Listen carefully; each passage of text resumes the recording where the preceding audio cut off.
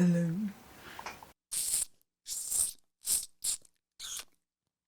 Just kidding. Happy Halloween. Hello. Hi. My name is Ayla, and welcome to my little chaotic corner of the internet where we're gonna do what we feel like doing. It is Halloween. It's Halloween. Happy Halloween. And I did not know this. Today we are talking about A Certain Hunger by Chelsea G. Summers. And I didn't know this. This book was actually released on Halloween. So what a happy coincidence. I couldn't tell you how I found out about this book, if we're being honest. I watch a lot of BookTube, and I just watch it just to watch. I don't necessarily even plan on reading a lot of stuff because I just don't have the time to be reading, 12 books a month. I wish I did. I don't. So forgive me. I don't even remember who recommended this, but good old Libby, good old Los Angeles Public Library. I had to wait. I want to say this book, I had to wait like 11 weeks. It was something really absurd. That's how popular it is. And it was worth the wait. It was worth the wait. I'm not new to fiction. I am a voracious reader, just not fiction. Like me, I'm a very snobby nonfiction girl. I love a biography, an autobiography. I love a psychology book, like nonfiction. That's me right here. So I would say the past year or so is when I started slowly getting back into fiction. And we got some bangers. We have some bangers to discuss. But first up is in honor of spooky season. Today is Halloween. We, in honor of spooky season, read this book called A Certain Hunger. It was a good time. It was a good time. To my surprise, so let me back up.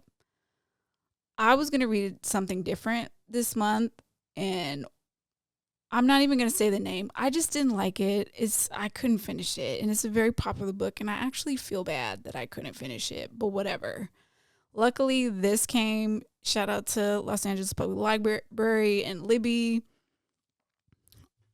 I've read a trillion books because of you. Thank you. So I get this book. After several months, weeks, however long I had to wait, and I start reading it. I want to say in my first sitting, I read about 50 pages, which is kind of insane.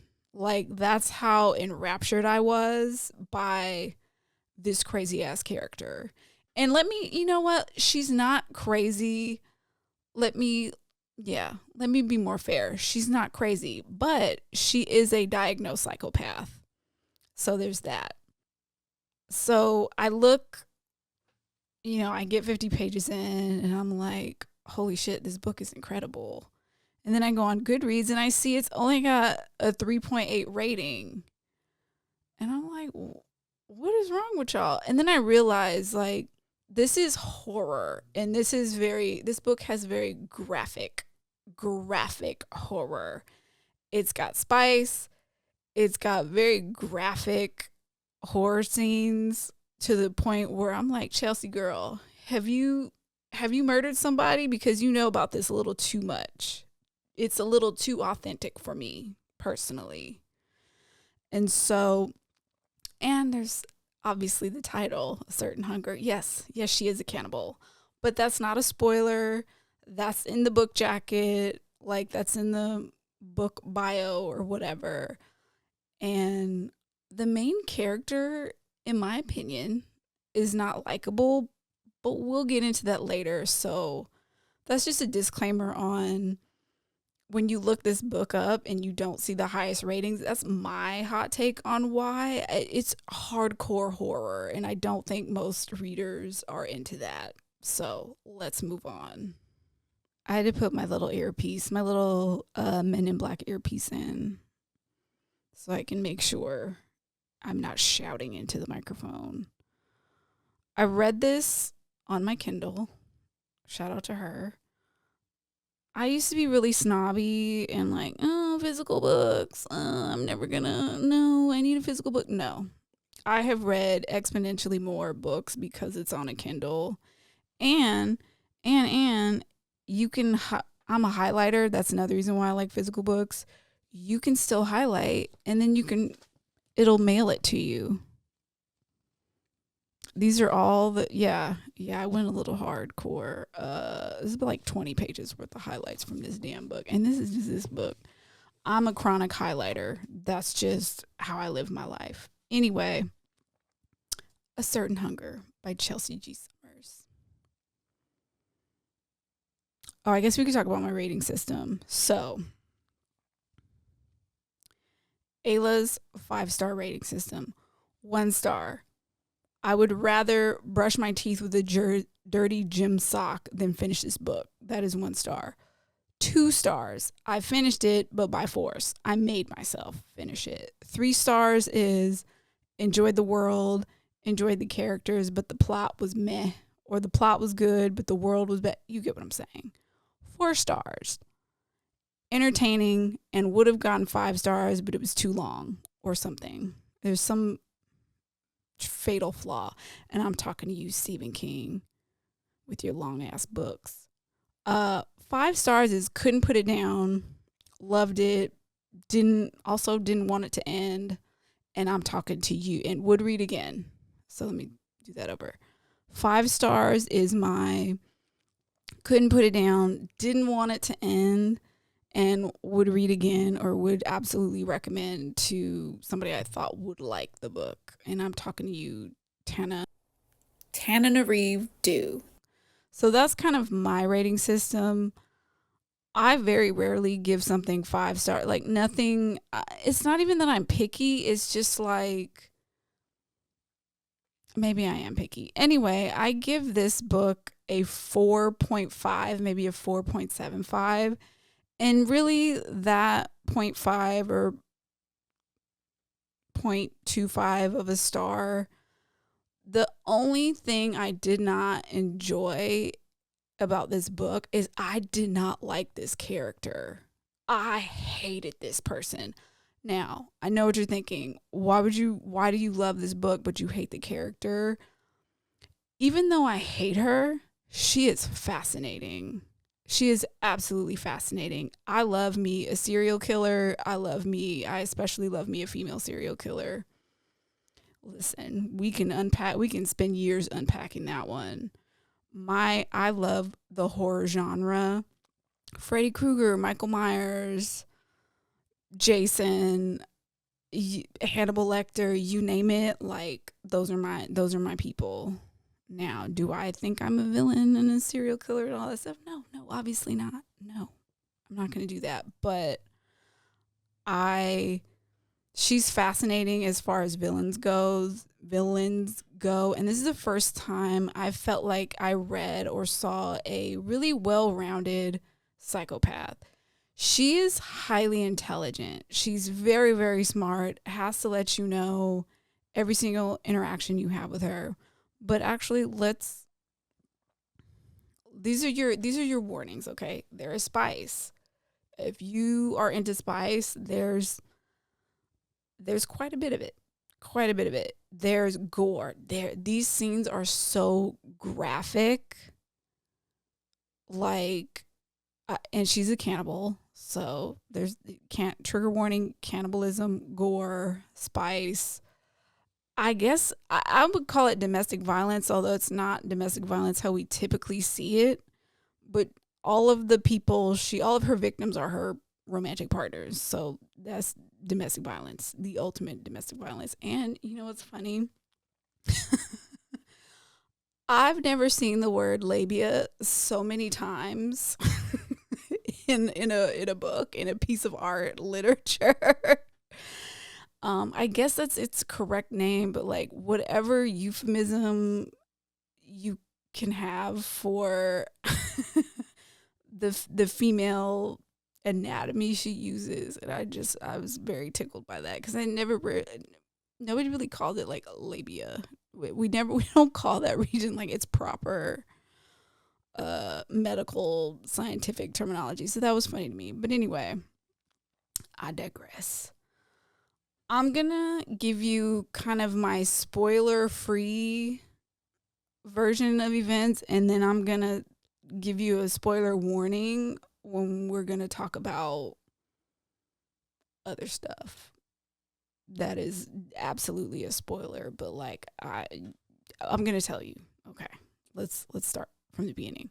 So, like I said in the intro, I did not like this character. God, she is an awful human being. Her name is Dorothy Daniels.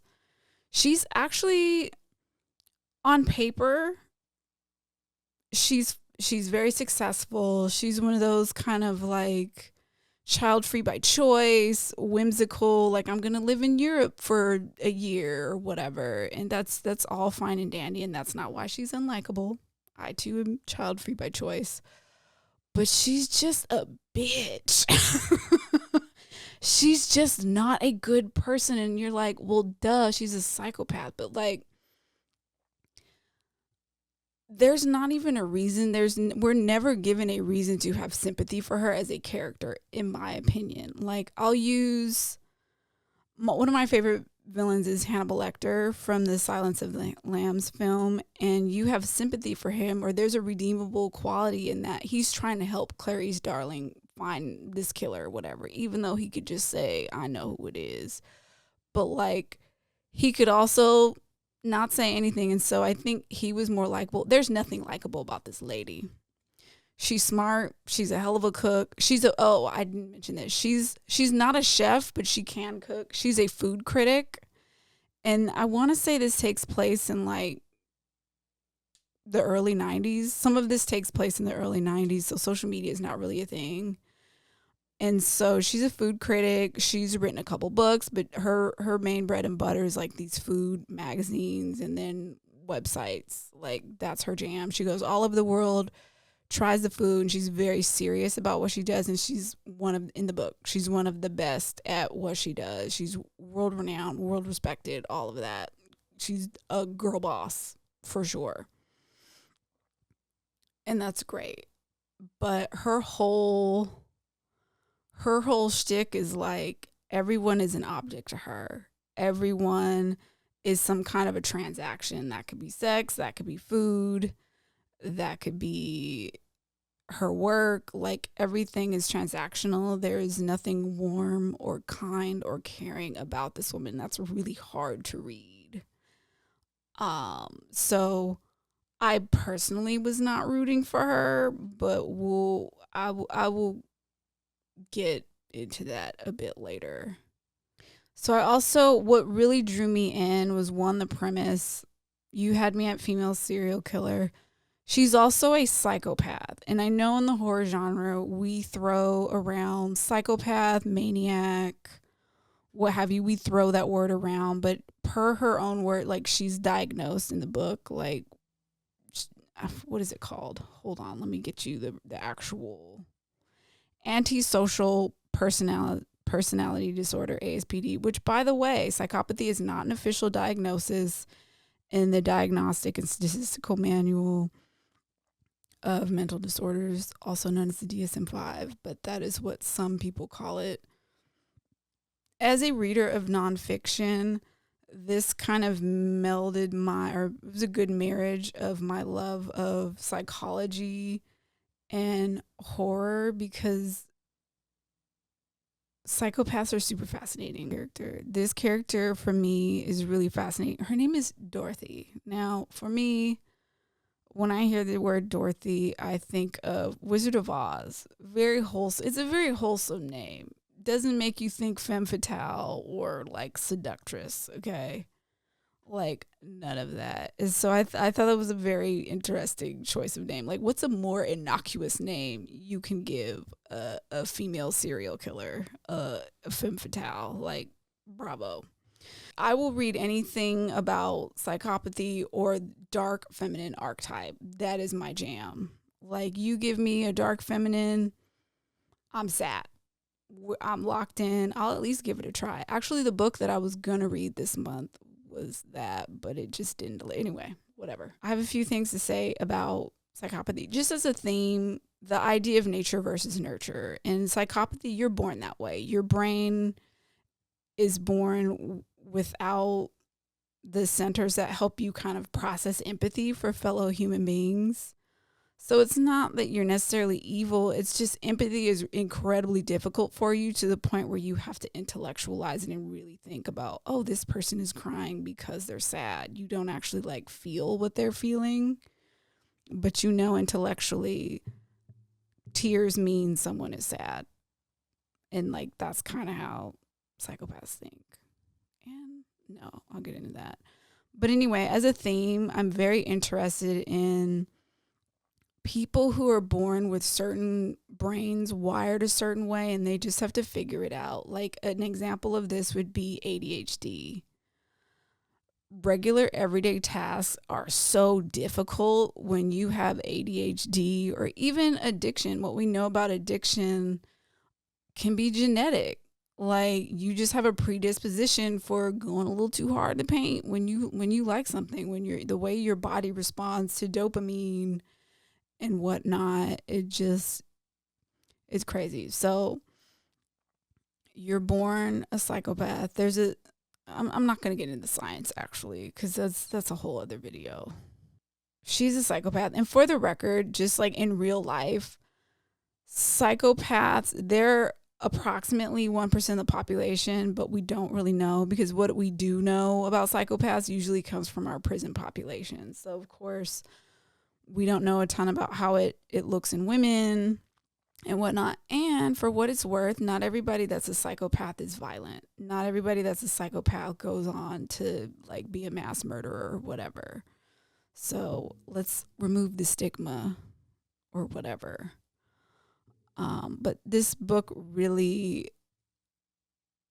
it was just a fascinating read. Especially you hear the word psychopath and you see a person that's a murderer and you expect them to have this real messed up, wild childhood.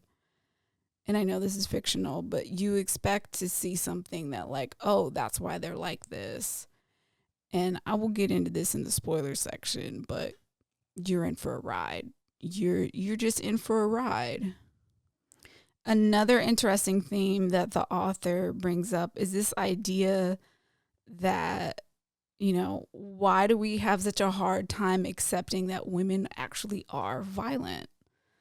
They can be just as violent as men, if not more. And so I thought that was a really fun kind of exploration of the topic, which she talks about quite a bit in the book. And additionally, I think this book is really well written. There's some beautiful prose. Like this, Chelsea did her homework. She did, like, I felt like this world was so real. So the book takes place in like different eras of her life. She's later in her, oh God, I'm getting work emails. She's like later in life recounting how she got to where she got. And I'll tell you that in the spoiler section.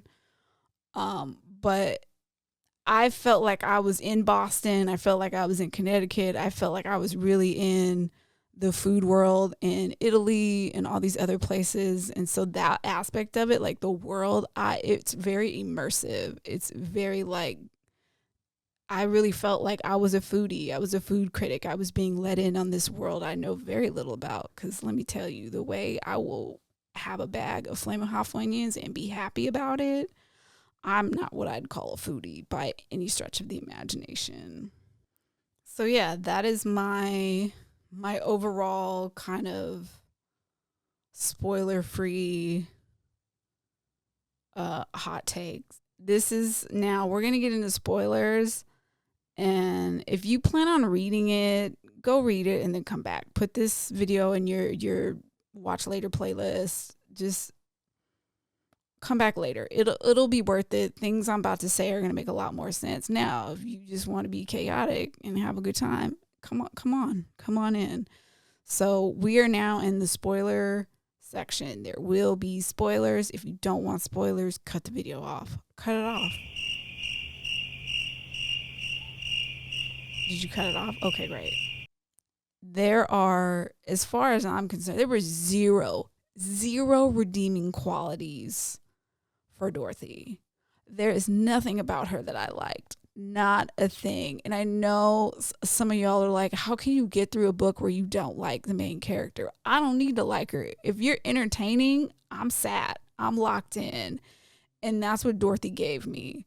She is someone I've never met, don't want to meet, don't don't know anyone who's like her. And if I did, like, I would not be friends with Dorothy.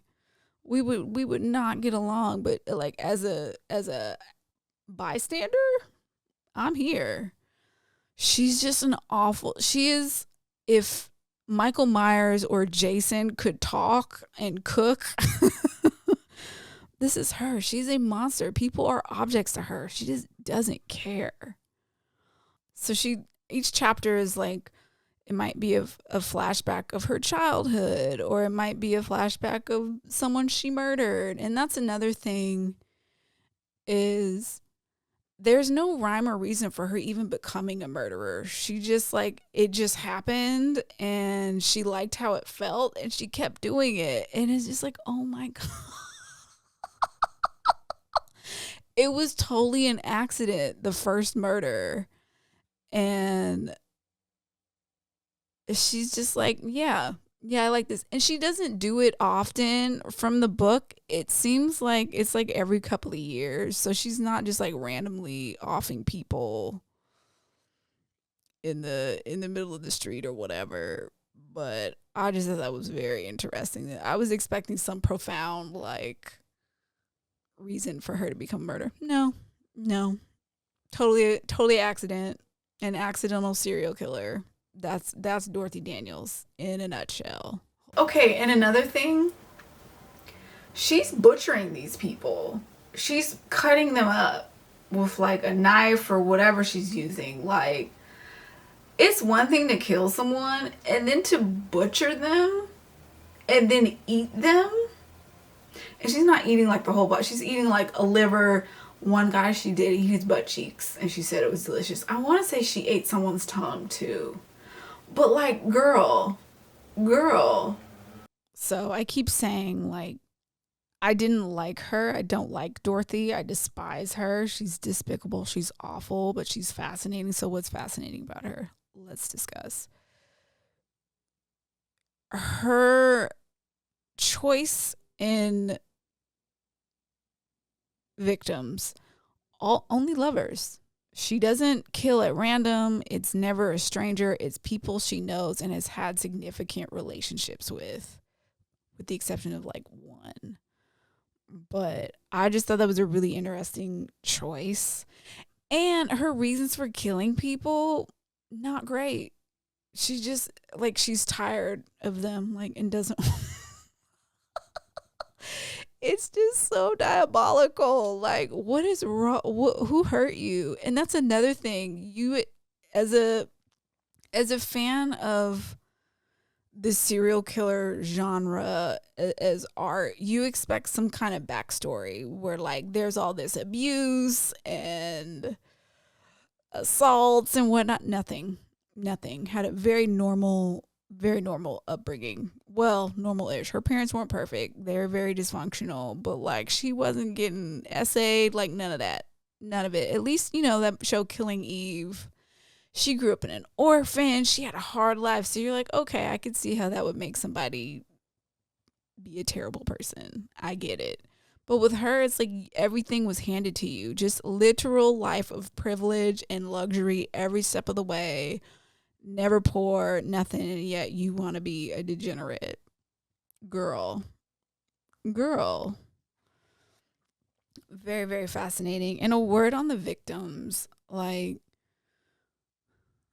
I know, like, as somebody who watches a lot of true crime stuff, you usually get a lot of info up front about the victim because they're a human being. They've lived a life. You usually see like pictures of them as children and what they love to do and what a light they were in the world.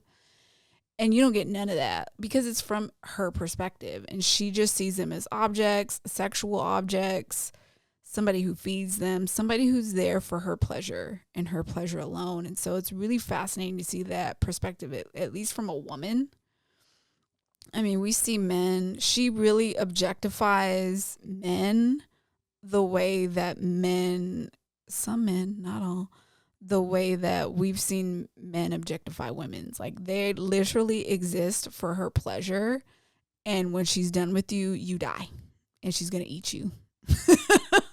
Like, yeah, like there's only one of her victims where I'm like, oof, you kind of had a point with that one. So this victim, they were lovers. He cheated on her with her assistant. They broke up. So then the guy gets with the assistant. They get married and they have kids. And at first, Dorothy is like, that's fine. And then she's like, you know what? Nah, you need to pay for that. And so she murders him. Another home without a father in it. Like, my God. So that was the only one where I was like, I understand your rage in this scenario. But the rest of them, she just on a whim. I'm bored. Let me murder someone. Like, I've never just murder for fun. And like, I think part of her ethos is like the thrill of getting away with it, because she's so smart. She's so smart, and she wants to outsmart everyone until she couldn't. And so this is one of my favorite dark feminine archetypes. Even though she's not likable, I think she's a fantastic villain for that reason, because you're just like, oh my God, this bitch is awful. She's awful. I cannot stress this enough. Like, she may as well have been harming like kittens or something. Like, she's that bad. I would have finished the book if she was doing all that. But anyway, as a fan of Killing Eve, I had also read My Sister the Serial Killer, I think it's called. That was fun. Like, if you have any recommendations in this lane, in this world, in this genre, I'm there. I love depraved women. Depraved women, they just delicious. Delicious. Love them when they're not real, because in real life you keep that shit, okay? Yeah, I think this was really well done. I felt like we were really in the mind of a psychopath, like somebody who don't give a fuck about no one but themselves. Um, bravo, Chelsea. This was a treat. This was fun. The world was fun. I mean, she's the only character I cared about in the book, to be honest. But like, her, just like, girl, what are you doing? Why would you just impulsive? Fascinating. And it's a short read. I think it's like 250 pages. Like, that's nothing. You can do that in a weekend. Oh, and it's gory. Very, very gory. I cannot stress this enough. If you are squeamish and you don't like gore, honey, this is not for you. Woo, it's not for you. And for those of you that stuck around till the end, I do want to say I read the acknowledgments. This is the one, something told me to read it, and it's actually really cool. So Chelsea, I don't know what she was doing before this, but she had a different career before, and she had a tarot reading, and the tarot reader was like, you got to do this, and it's going to be successful. It's going to be hard, but it's going to be successful, and it's going to take you to some dark places. And I can only imagine what kind of dark places you're in writing about a psychopath, a cannibalistic psychopath. But the book took 8 years to write. That's a commitment. Oh my God. Can you, like, hats off to Chelsea. Bravo. This is her debut novel. I did see on Goodreads she has another one that came out, I want to say this year. I might check it out. We'll see. But that was great.